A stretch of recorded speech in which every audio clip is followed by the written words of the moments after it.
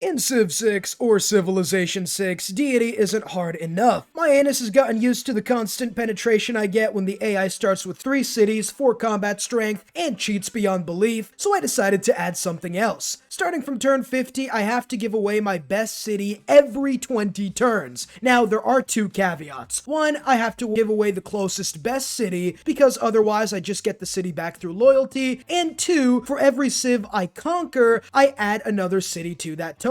So if I wipe out a civ, I now give 2 cities every 20 turns. I'm going to have to be at war because otherwise I would get destroyed as I can't build settlers fast enough, so I picked one of the best domination civs in the game, Byzantium, on a small, tiny map in fact, to make things even harder on myself. And I go Pangea with these game modes. The goal is to use Byzantium's ability to turn every wall into the Maginot Line in 1939. Pointless, with religion as a backup. And spoiler alert, this game came down to the wire, so stay tuned until the end to see if I win or not. We start off pretty decent, an average Civilization 6 start. We go animal husbandry into astrology into horseback riding to get my religion, crusade belief, and horsemen. Pretty standard stuff, not creating the wheel or anything, but did a powerful strategy in Civilization 6. There's Carthage with their capital within shouting distance, and therefore potentially our first target. I walk through a dear Constantinople, we got a natural wonder. We go Pingala to get as much science early on as possible before meeting Australia, who is somehow closer to us than Carthage is. Maybe the tiny map setting is a little too much. We have 2 sources of horses nearby, meaning that natural wonder tile which provides fresh water, we need it. I put the giveaway city near Australia, my first target, as they made the critical mistake of spawning near me. We see the AI and its genius leaving their encampment open as I walk in faster than Germany ran through France. Discipline into God King as we need an early Pantheon and a way to obliterate barbs faster because we are Rome after all and that's our crippling weakness. Carthage has a juicy, thick settler with 2 Cs ready to become Roman, but they settle the city and I lose my chance. In other news, slingers don't do really well against spearmen. We go for the holy site and Byzantium is one of my favorite civs to play as they pray twice as hard, giving me an extra great profit point per holy site I construct, almost guaranteeing a religion. Also, the second city gets this +6 holy site, making me have to get a nude pair of pants before I buy the builder and get started on the horses tile near me. Pantheon time, and I don't want to risk anything, so I go for Divine Spark, meaning every holy site now gives me 3 great profit points, and thus a good chance at Crusade, which gives 10 combat strength against enemy cities following your religion. Portugal, who's about as useful on a Pangea map as ads are going to be to Netflix's dying stocks. There's the settler, as I have 7 turns until I have to volunteer the first tribute. Maneuver comes next as we prepare to recreate the Mongol army in its prime, giving us a huge boost to cavalry unit production.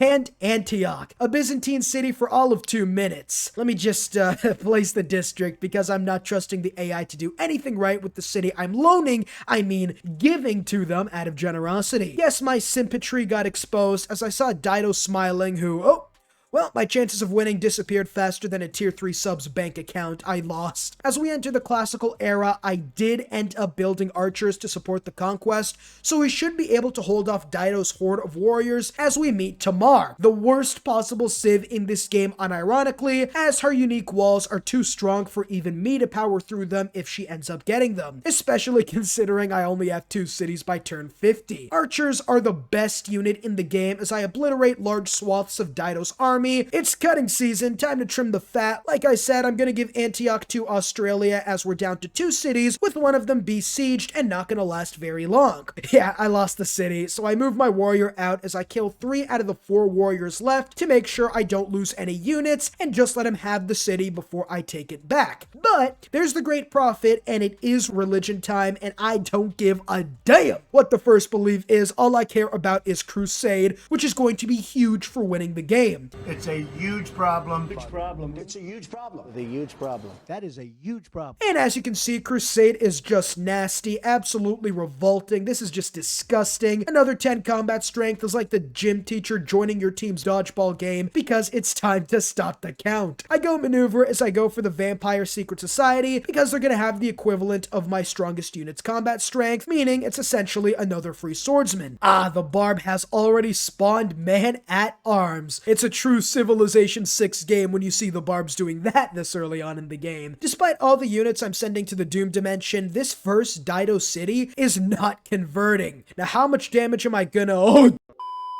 this type of damage can only be done by a very obvious TheCivLifeR subscriber. Leave a like and subscribe for an extra 8 inches where it matters, and 2, more importantly I might add, not miss out on future content. And yeah, Tamar wanted a threesome, so we're just tag teaming Dido at this point, and it's not looking good for her. There's Byblos taken, and Australia... What? She declared war on me? What do you mean you make love not war? Put your top hat back on. No amount of combing is going to make that bald spot disappear. With Crusade, I can just split my forces. Usually not recommended, but when even my archers are doing work on the city, it's pretty much just over and you can do whatever you want. My goodness, I've played Byzantium dozens of times and this still never gets old. Who the hell allowed this to happen? We're going to beeline divide right for Togmas after political philosophy, so this game's about to get even crazier. As we finish off Dido, which is great and terrible at the same time, because now, due to the rules, I have to give 2 cities. I'd honestly rather deal with the IRS at this point. 1 man-at-arm barbarian? It's difficult, but still manageable. There's 2 of them. Well, there goes my settler. Also, I just realized that when it was time to pay Uncle Sam, I only gave 1 city to Tamar, which, yeah, whoops. Guess I'll change my name to Dream now because it looks like I cheated.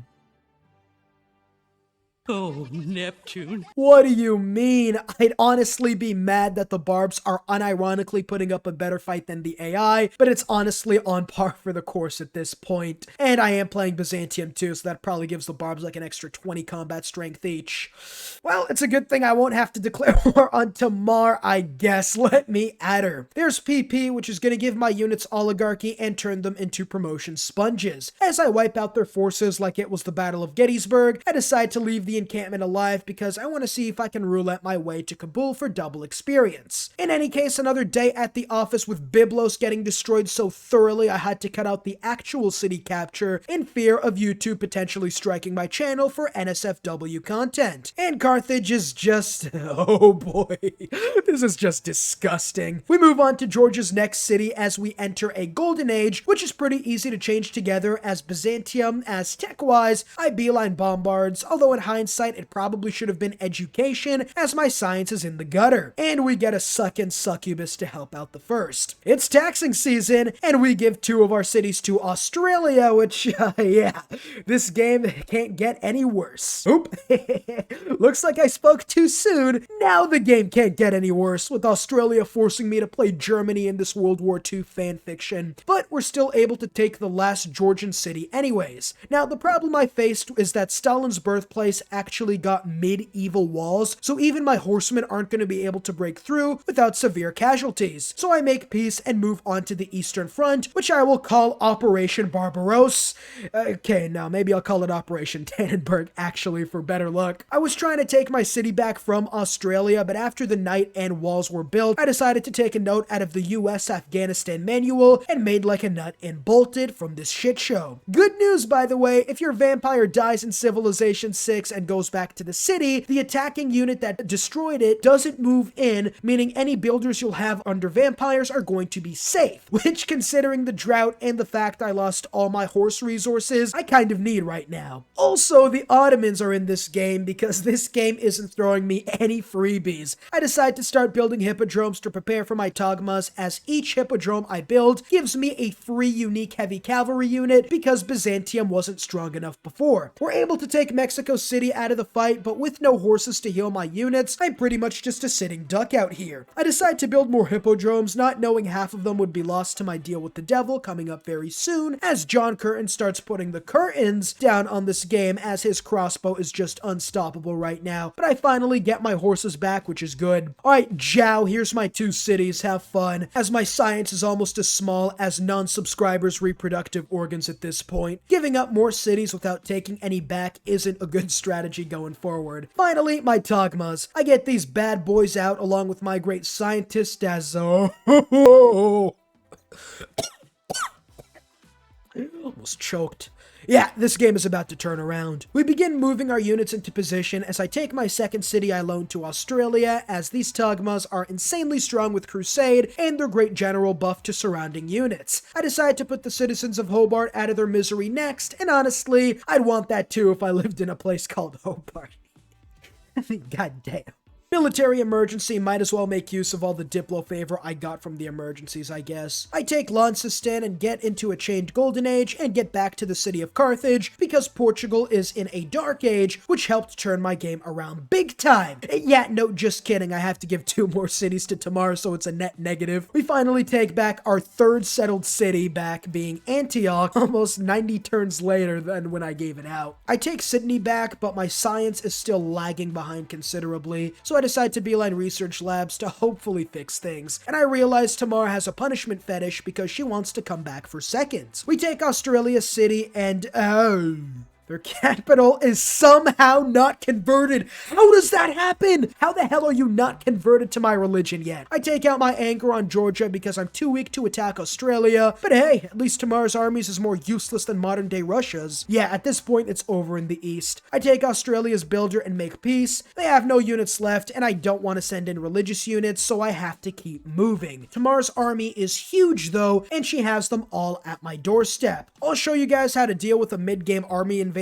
like this. The first thing you want to do is get that Big Mac strat rolling around, find a top bun, and make your enemy the patty, attack on 2 fronts, get in a threesome, all that good stuff. In this instance, we get the crossover of the millennium as the Ottomans and Byzantines set aside their differences and decide to join forces. Secondly, I surround them and cut off the retreat so I can leave no survivors, then you just wipe them out. You're Byzantium in Civilization 6, just do it. And Australia just built their first digger, an infantry unit. I still have knights as my strongest unit. We might be monkey brains, but like the Soviets, we got the numbers on our sides because every arena gives me an extra heavy cavalry unit because that's balanced, and Byzantium definitely needed that. But at this point, I was pretty much a stepsister as I was completely stuck. Georgia got their unique walls and Australia has infantry, so I can't continue conquesting, and so I need to end this game now. If I take more than 20 turns, I'm just gonna keep hemorrhaging cities at this rate, and eventually I'll shrivel up and die. So I hatch a plan. I decide it's time to go for a religious victory, and with my religion sitting strong on Georgian corpses, I need to convert the other 3 civs. So I count up everyone's cities and get going. I make peace with Georgia because I've converted them already and they're running out of units. I tell Suleiman the Turkish economy is doing great in this century and give my 2 required cities to Australia. Why Australia? Well, my nuts are being twisted by the rules, that's true, but also they only have 3 cities with just 1 following my religion, and despite the fact it looks like those cities lost the religion after I traded them away, but it led me to find out it was just a bug, and pressing 1 on the keyboard fixed it. Australia is now converted. 3 out of 5. John Curtin throws his hat in a fit of rage as he realized I masterfully baited him, as I am of course the master baiter. I count up the other cities and it's not enough. I don't have enough cities to give away, so I declare war on Portugal to take out some easy crossbowmen, but realize they have line infantry, which might sound scary, but Crusade Byzantium can hold their own against them. I get Theocracy just in case I need an apostle, as I take out another knight and continue converting Portuguese cities by force. But I reached my limit. I might as well have Putin in charge of my army right now because my units are getting slaughtered in this offensive, but it was all worth it as I converted Portugal finally. I wait a turn just to make sure because this game has been impossible, and yup,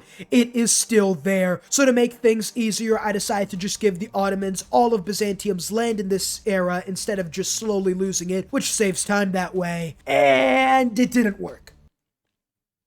What? Oh, sorry, I just miscalculated. Now it should work, as I was off by about 1 city. I think I won, but I didn't get the victory screen yet. I hit next turn as the surprise Pikachu expression on my face turns to sheer joy because yes, I did it. It was gamey, it was scummy, I deserved the newfound 8th pit of hell, but I did it. I wiggle my finger and start yodeling as despite the barbarians, the Ottomans, despite my 2 biggest counter along with so much bullcrap making this game harder, not to mention the challenge itself giving away 2 cities every 20 turns, I ended up winning. I won. Comment down below your favorite genre of music, song, or artist to confuse the people who left early, and let me know what challenge you want to see next time.